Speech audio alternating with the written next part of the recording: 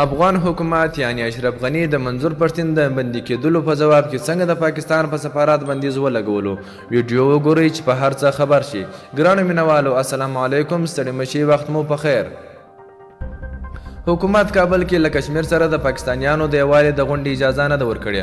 پاکستان وایي افغان حکومت یې په کابل کې سفارت اجازه نه ده ورکړې چې د فبروري 5 نیټه له کشمیر سره د پاکستانیانو د یووالي د ورځې په توګه ولمانځي.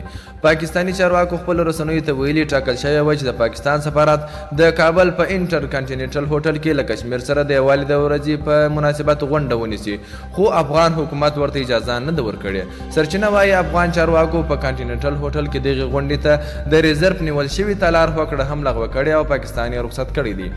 پاکستان د فبروري 5 له کشمیر سره د یووالي د ورځې په توګه لمانځي، خو افغان حکومت تل په دې ټینګار کړی چې د سیمې د هیوادونو دښمني پر خپل ځای، مګر هیڅکله به خپله خاوره د سیمې د هیوادونو ترمنځ د نیابتي او تبلیغاتي جګړې د ډګر په توګه کارېدو ته پرې نږدي.